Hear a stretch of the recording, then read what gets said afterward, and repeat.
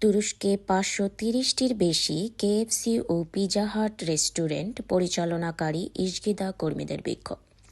ইশগিদা, যা তুরস্কে কেএফসি ও পিৎজা হাটের ৫৩০টির বেশি রেস্টুরেন্ট পরিচালনা করে, তাদের শাখাগুলো একের পর এক বন্ধ হতে থাকায় ইস্তানবুল, আশকারা ও ইজমিরে কর্মীরা বিক্ষোভ করছে।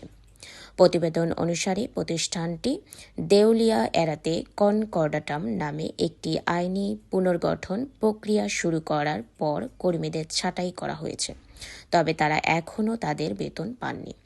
দাবি করা হয়েছে যে কর্মীরা জানুয়ারি মাসের বেতনও পাননি, যার ফলে তারা বিভিন্ন শহরে বিক্ষোভ শুরু করেছেন। জানা গেছে, এই সংকটে প্রায় ৭,০০০ কর্মী ক্ষতিগ্রস্ত হয়েছেন এবং তারা বকেয়া বেতন ও আইনগত অধিকার আদায়ের জন্য সংগঠিত হচ্ছেন।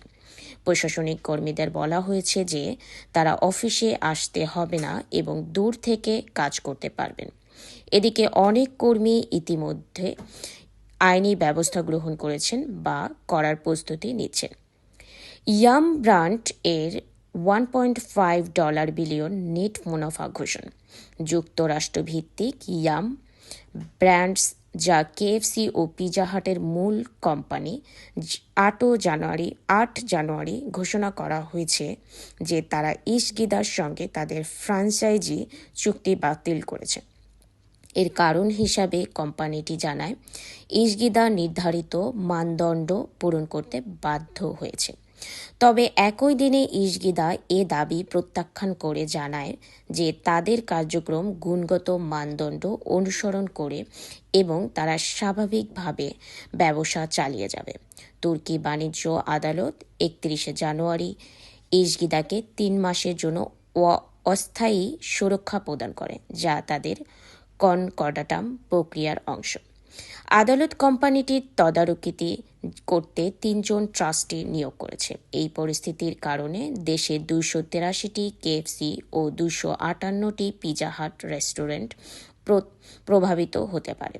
মাত্র কয়েকদিন আগে ৬ ফেব্রুয়ারি ইয়াম ব্র্যান্ডস ২০২৪ সালে আর্থিক প্রতিবেদন প্রকাশ করে। এতে দেখা যায় কোম্পানিটির মোট আয় $7.55 বিলিয়ন, যা বাজারে প্রত্যাশার চেয়ে বেশি। কোম্পানিটি $1.49 বিলিয়ন নেট মুনাফা করেছে, যার ফলে নিউ ইয়র্ক স্টক এক্সচেঞ্জে তাদের শেয়ারের মূল্য 8% বৃদ্ধি পেয়েছে। Yum Brands KFC, Taco Bell, Pizza Hut ও হ্যাবিট বার্গার গ্রিল পরিচালনা করে এবং ১৫৫টির বেশি দেশ ও অঞ্চলে ৬১,০০০টির বেশি রেস্টুরেন্টের মালিক।